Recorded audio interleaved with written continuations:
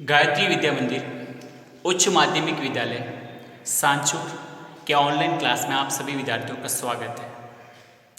कक्षा 12 राजनीति विज्ञान विषय में हम हमारे टॉपिक स्थानीय स्वशासन अर्थात पंचायती राज के संबंध में आज हम अध्ययन करेंगे।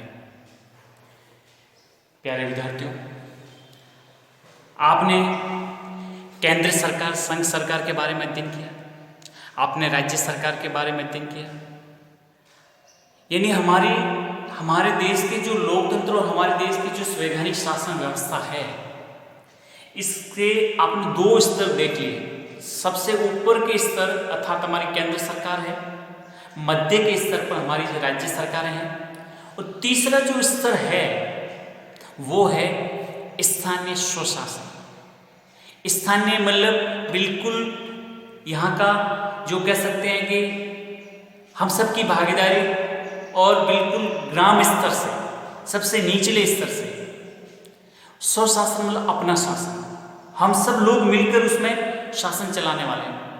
ठीक है, इसको हम पंचायती राज या लोकतांत्रिक विकेंद्रीकरण के नाम से भी जान सकते हैं। तो आप देखेंगे संघ सरकार, राज्य सरकार और स्थानीय स्वशासन, ये तीनों ही हमारे शासन व्यवस्था के स्तंभ है। सबसे जो निचला स्तंभ है वो है स्थानीय स्वशासन।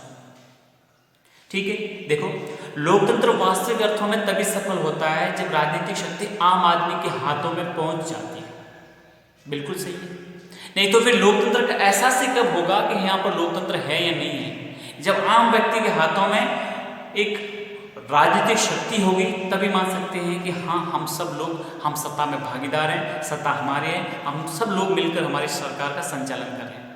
इसका आदर्श रूप ये होना चाहिए कि आम आदमी के पास स्थानीय मुद्दों जैसे पानी, सड़क, सफाई आदि के प्रशासन में निर्णायक भूमिका हो तथा व्यापक स्तर के मुद्दों के लिए उसे अपने प्रतिनिधि चुनने तथा उनसे संवाद, सवाल जवाब करने का हक हो, जो उसकी ओर से कानून बनाने तथा प्रशासन चलाने की प्रक्रिया में शामिल हो।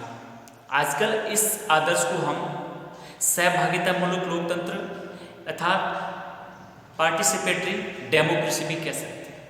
अर्थात हमारे जो स्थानीय मुद्दे हैं, तात्कालिक मुद्दे हैं, उसमें हमारी निर्णायक भूमिका हो, हम हमारे जो भी प्रतिनिधि चुनते हैं उनसे हमारा संवाद होता रहे, उनसे हमारा सवाल जवाब होता रहे, हमारा हक है हर चीज़ की जानकारी प्राप्त करें प्रशासन में, कानून में। हम सब मिलजुल कर एक प्रकार का लोकतंत्र चलाएं, तभी यह लोकतंत्र सक्सेसफुल हो सकता है। ठीक है, और आजकल दुनिया में इसी बात की या इसी प्रकार के लोकतंत्र की बेहार चल रही है। वह हर देश के सत्ताधारियों को बाध्य कर रही है कि वे शक्ति का अधिक विकेंद्रीकरण करें, न कि केंद्रीकरण करें। अब वो दौर गया केंद्रीकरण का, जो तानाशाह अधिनायक राजतंत्र में हुआ करता था, नहीं। अब तो ज़्यादा से ज़्यादा पारदर्शिता, सुशासन और विकेंद्रीकरण, शक्तियों का विकेंद्रीकरण, यानी शक्तियों का बंटवारा कई जगहों पर किया जाए, इसकी मांग चल रही है। सामान्य राय यह बनती जा रही है कि स्थानीय महत्व के मुद्दों पर निर्णय की शक्ति उसी स्तर लोकतांत्रिक संस्थाओं को सौंपी जानी चाहिए। ऊपर के स्तरों पर वही काम किया जाना चाहिए जो नीचे के स्तरों पर न किए जा सकते हो। अर्थात भारत में भी लोकतांत्रिक विकेंद्रीकरण, स्थानीय स्वशासन अर्थात लोकल सेल्फ गवर्नमेंट की धारणा नई नहीं है, बल्कि ग्रामीण क्षेत्रों में पंचायती राज कहलाता है और शहरी क्षेत्रों में ये नगर पालिका, नगर निगम कहलाता है। ठीक है, तो ये एक लंबे समय से पूरी प्रक्रिया चलती आ रही है। अब हम कुछ हमारे देश में इसकी शुरुआत कब हुई, कैसे हुई, कुछ ऐतिहासिक पृष्ठभूमि के बारे में आपको मैं जानकारी प्रदान करूंगा, ताकि आपको इस पूरे इस टॉपिक को अच्छे ढंग से समझ सकें कि हाँ, स्थानीय शासन भारत में आज़ादी से पहले से भी कब से इसकी शुरुआत हुई थी, क्या क्या हुआ, उसको समझते हैं। हम सभी को पता है कि प्राचीन और मध्यकालीन भारत में पंचायतों के रूप में स्थानीय शासन की एक लंबी परंपरा रही है, पर ब्रिटिशों के आगमन के बाद स्थिति बदलने लगी। परंपरागत पंचायतें अंग्रेजों के लिए अनुपयोगी थी, इसलिए 1773 में रेगुलेटिंग एक्ट के तहत गाँवों के लिए जो जमींदार नियुक्त किए गए थे वे पंचायतों से स्वतंत्र थे और सरकार के प्रति जवाबदेह थे। आगे चलकर सिविल और आपराधिक न्यायालयों को गठन के बाद पंचायती की भूमिका और कमजोर हो गई। लेकिन 1882 में लॉर्ड रिपन ने स्थानीय स्वशासन संबंधी प्रस्ताव दिया, जिसे भारतीय स्वशासन संस्थाओं के इतिहास का मैग्ना कार्टा कहा जाता है और भारत में इन्हें स्थानीय स्वशासन का जनक के रूप में भी कह सकते हैं। उनका नाम है लॉर्ड रिपन। ठीक है, 1919 का जो मांटेग्यू स्वाम्सफोर्ड सुधार था उसमें भी जो ये एक्ट पारित हुआ था उसके तहत प्रांतों में दोहरे शासन की व्यवस्था के तहत विधायी विषयों को दो भागों में बांटा गया था, सुरक्षित और हस्तांतरित। स्थानीय स्वशासन को हस्तांतरित विषयों में रखा गया था। आई बात समझ में? इसलिए आप देखिए कि अंग्रेजी शासन काल में भी स्थानीय स्वशासन पंचायती राज के संबंध में कहीं कहीं हमें इसका उल्लेख जरूर मिलता है। अब बात करते हैं हमारे स्वतंत्रता संग्राम और स्थानीय स्वशासन के मुद्दे को लेकर किस प्रकार से हमारे राष्ट्रीय आंदोलन में इस बात पर बल दिया गया। हम सभी को पता है, हमारे राष्ट्रीय नेताओं का मानना था कि ग्राम पंचायतें या स्थानीय शासन के माध्यम से ही वास्तविक सत्ता प्राप्त की जा सकती है। महात्मा गांधी इस विचार के पूरे प्रतिपादक थे और इनके अलावा जो और भी समर्थक थे उनमें डॉक्टर राजेंद्र प्रसाद है, लाला लाजपत राय है, सुभाष चंद्र बोस हैं, दादा भाई नौरोजी हैं, रविन्द्रनाथ टैगोर हैं और दूसरे और भी कुछ ऐसे नेता थे जो पंचायती राज को वास्तविक स्वतंत्रता के मार्ग में बाधा भी मानते थे, जैसे अम्बेडकर का मानना था कि पंचायती व्यवस्था है जो जातिवादी, सामंती और पुरुषवादी सामाजिक ढांचे को मजबूत करती है। तो इस प्रकार से समझ सकते हैं कि दोनों पक्ष चले आ रहे थे, लेकिन ज़्यादातर समर्थक जो थे वो पंचायती राज की व्यवस्था के लागू करने के पक्ष में थे। अब देश आज़ाद हो गया, हमारी संविधान सभा जो संविधान का निर्माण कर रही थी वो पंचायती राज को किस स्तर से देख रही थी। महात्मा गांधी का तो सपना यही था ग्राम स्वराज्य की धारणा पर सबसे ज़्यादा बल देते थे। तो देखिए, संविधान सभा ने विभिन्न विचारधारा के सदस्य थे, ये बात बिल्कुल सही है। सभा में पंचायती राज को लेकर आम सहमति बिल्कुल भी नहीं थी। डॉक्टर राजेंद्र प्रसाद, टी प्रकाशम जैसे नेता महात्मा गांधी के इस विचार के पक्ष थे कि ग्राम स्वराज्य ही भारत की शासन प्रणाली का आधार बनना चाहिए। वहीं डॉक्टर अम्बेडकर इसका घोर विरोध भी करते थे। किंतु इस असहमति का विधानसभा में बहुत विचार विमर्श हुआ और अंतिम रूप से श्री के संथानम के प्रस्ताव पर सहमति कायम हुई और उनका प्रस्ताव यह था कि पंचायती राज को अनिवार्य रूप से देने के बजाय नीति निर्देशक तत्वों में शामिल कर लिया जाए। इसलिए आपको पता होगा कि हमारे नीति निर्देशक तत्वों में अनुच्छेद 40 है, 40 में ये पूरा उल्लेख किया गया है कि राज्य ग्राम पंचायतों का गठन करेगा। राज्य मतलब हमारी सरकार क्या करेगा? ग्राम पंचायतों का गठन करेगा। मैंने आपको नीति निर्देशक तत्वों में ये बात बिल्कुल स्पष्ट तौर से बताई थी और समझाई थी। अनुच्छेद 40 क्या कहता है हमारे संविधान का? राज्य ग्राम पंचायतों का गठन करेगा। आई बात समझ में? तो ये था हमारे इस संविधान सभा के संबंध में पंचायती राज से संबंधित महत्वपूर्ण बातें। इसके अलावा अब हम देखते हैं हमारा संविधान लागू हो गया। संविधान लागू होने के बाद हमारी सरकार द्वारा इस सभी पंचायती राज को लागू करने की दिशा में क्या क्या प्रगति हुई, क्या क्या कमेटियां बनाएंगी, क्या क्या समितियां बनाएंगी, किस समिति ने क्या सिफारिश की, एक एक करके हम सब इनको स्पष्ट तौर से समझेंगे और आप अच्छे ढंग से समझते रहिए। ठीक है, अब तक जो मैंने आपको बताया ये पूरा ऐतिहासिक पृष्ठभूमि बताई कि किस प्रकार से भारत में पंचायती राज का एक तरीके से उद्भव हुआ और स्वतंत्रता आंदोलन के दौरान, अंग्रेजी शासन के दौरान, संविधान सभा के दौरान क्या क्या हुआ, ये सब आपको वाकिफ कराने के बाद अब हम देखते हैं देश का संविधान लागू होने के बाद हमारे भारतीय जनता द्वारा लोकतांत्रिक तरीके से चुनी हुई सरकार के बाद, पहले आम चुनाव के बाद इस पंचायती राज व्यवस्था के बारे में क्या शुरुआत हुई उसको एक एक करके मैं आपको स्पष्ट कर रहा हूँ। तो देखिए 1950 में संविधान लागू हो गया। ठीक है, इसके बाद से क्या क्या कार्यक्रम हुए आगे एक एक करके समझते हैं। सबसे पहले मैं आपको बताता हूँ 1951 में अमेरिका का एक फाउंडेशन है जिसका नाम है फोर्ड फाउंडेशन। फोर्ड फाउंडेशन के सहयोग से सामुदायिक विकास कार्यक्रम के कुछ प्रयोग संचालित हुए। यानी पंचायती राज को लागू करने से पहले कुछ जो प्रयोग किए गए, इसका पहला प्रयोग कब शुरुआत होगी? 1951 में फोर्ड फाउंडेशन के सहयोग से सामुदायिक विकास कार्यक्रम, आपको नाम याद रखना है, सामुदायिक विकास कार्यक्रम, जो बोर्ड पे मैंने लिखा हुआ है। ठीक है, सामुदायिक विकास कार्यक्रम शुरुआत की गई जो काफ़ी हद तक सफल भी रहा। इस प्रयोग का निष्कर्ष ये था कि जनता की सीधी भागीदारी के बिना विकास की कोई भी योजना सफल नहीं हो सकती। बिल्कुल सत्य बात है कि जब तक कोई भी सरकार चाहे जितनी योजना लाए लेकिन जनता उसमें भागीदार नहीं है तो वो योजना कभी भी सफल नहीं हो पाती है। इसलिए 2 अक्टूबर 1952 को देश के 55 विकास खंडों में सामुदायिक विकास कार्यक्रम की शुरुआत की गई। ठीक है, किसकी? सामुदायिक विकास कार्यक्रम की शुरुआत हुई।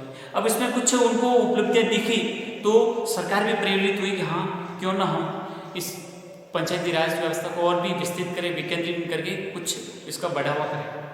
फिर क्या हुआ? सबसे पहले कोई समिति गठित की गई तो वो थी बलवंत राय मेहता समिति। बलवंत राय मेहता समिति। अब बलवंत राय मेहता समिति जो पंचायती राज के गठन के संबंध में विभिन्न प्रकार की सिफारिशों देने के लिए पंडित नेहरू द्वारा गठित की गई थी, भारत के प्रधानमंत्री पंडित जवाहरलाल नेहरू द्वारा, और बलवंत राय मेहता हमारे राजस्थान के थे। तो देखो, यह समिति पंचायती राज कार्यक्रम के इतिहास में विशेष महत्व रखती है और इस समिति ने अपनी योजना जो भी सिफारिशें थी जनवरी 1957 में बलवंत राय मेहता के अध्यक्षता में जो गठित की गई थी और जस्ट नवंबर में ही 1957 में अपनी सिफारिशें पेश कर दी थी। अब बलवंत राय मेहता को प्रधानमंत्री नेहरू के द्वारा ये इस प्रकार का एक कमेटी गठन करने का निर्देश दिया कि आप हमें बताइए कि किस प्रकार से पंचायती राज व्यवस्था का गठन किया जाए, इस प्रक्रिया में आगे बढ़ाया जाए, कुछ सिफारिशें पेश कीजिए। तो जो भी जनवरी में गठित की गई थी 1957 में, नवंबर 1957 में सिफारिशें दे दी।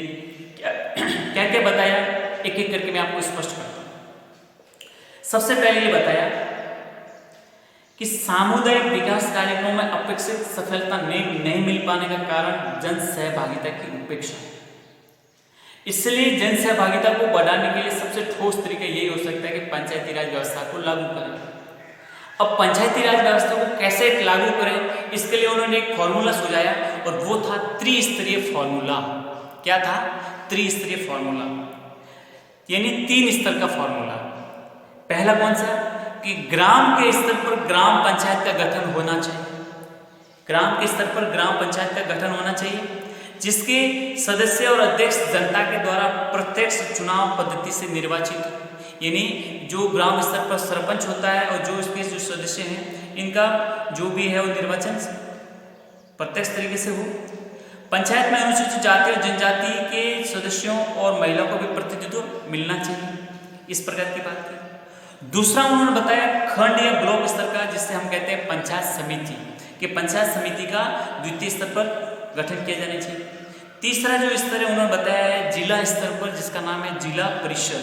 इसलिए आपके लिए प्रश्न बन सकता है कि बलवंत राय मेहता की सिफारिश क्या थी, तो आप कह सकते हैं कि उन्होंने त्रिस्तरीय फॉर्मूला दिया गया, ग्राम स्तर पर ग्राम पंचायत, ब्लॉक स्तर पर पंचायत समिति और जिला स्तर पर जिला परिषद, यानी 3 स्तरीय पंचायती राज व्यवस्था के गठन का पूरा सुझाव दिया गया। तथा उन्होंने ये भी बताया कि सरकार का काम सिर्फ मार्गदर्शन, निरीक्षण या उच्च स्तर की योजना बनाने तक सीमित रहना चाहिए। योजनाओं को क्रियान्वयन का कार्य पूरा स्थानीय स्वशासन को सौंप दिया जाना चाहिए। जब ये सब कुछ इस प्रकार की सिफारिशें दी गई, सरकार ने मान भी ली, तो अब शुरुआत थी हमारे देश में कि पंचायती राज व्यवस्था को हम शुभारंभ करें। वो घड़ी आ गई कि हम अब हमारे देश के तीसरे स्तर की हमारी सरकार का शुरुआत करने जा रहे थे। तो देखिए 1959 में केंद्र सरकार ने बलवंत राय मेहता की सिफारिशें स्वीकार कर ली, राज्यों को ये व्यवस्था अपनाने के लिए प्रेरित किया।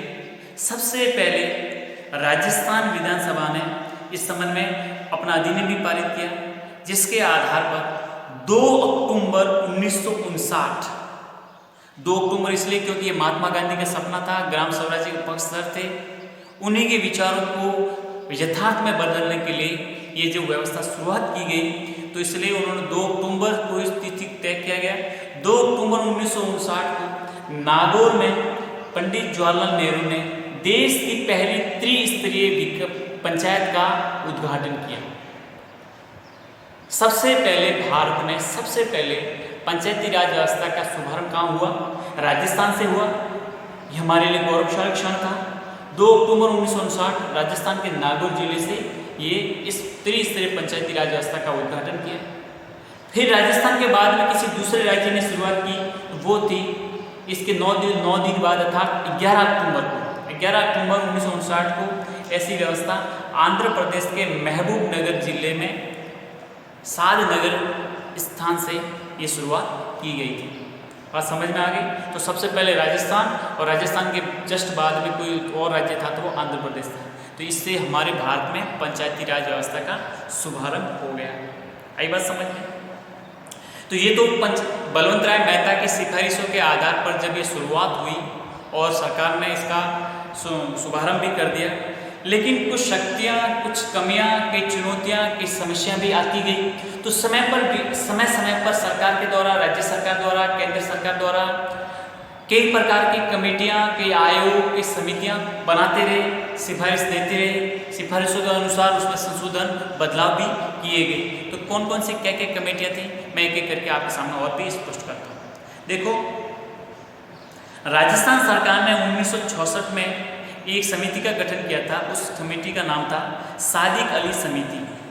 सादिक अली समिति थी, और इसमें ये देखना था कि पंचायती राज के कार्यक्रम में कौन कौन सी व्यावहारिक बाधाएं आ रही हैं। समिति ने अपनी रिपोर्ट में बताया कि मूल समस्या जनता की भागीदारी का अभाव है, गरीबी और जानकारी के अभाव में, समाज में जातीय समीकरणों की प्रबल उपस्थिति के कारण आज भी पंचायती राज, मतलब जो भी तत्कालीन समय में पंचायती राज कार्यक्रम में लोगों की भागीदारी बहुत कम है। इस वजह से सबसे बड़ी बाधा ये आ रही है। तो आपको ध्यान रखना चाहिए, राजस्थान सरकार ने 1966 में सादिक अली समिति का गठन किया था। फिर बाद में अपन देखते हैं प्रशासनिक सुधार आयोग 1966 में, 66 में 1966 में मोरारजी देसाई की अध्यक्षता में प्रशासनिक सुधार आयोग का गठन किया गया था। भारत में प्रशासनिक सुधार आयोग जो गठन किया गया था मोरारजी देसाई की अध्यक्षता में, इन्होंने भी बताया कि स्थानीय स्वशासन की जो उपयोगिता है उस पर विचार किया जाए, तथा आयोग ने ये सुझाव दिया कि विकास संबंधी कार्य जिलाधीश से लेकर जिला परिषद को सौंप दिए जाने चाहिए। यानी पूरे जिले के जो विकास कार्यक्रम हैं वो जिला कलेक्टर के पास होते हैं। जिला कलेक्टर से लेकर ये अधिकार किसको सौंप दिया जाना चाहिए, जिला परिषद को। तो ये था प्रशासनिक सुधार आयोग के संबंध में। अब अगला जो है वो है अशोक मेहता समिति। अशोक मेहता समिति ने जो 1977 में गठित की गई थी, अशोक मेहता जो ये भी राजस्थान से थे, 1977 में जनता पार्टी की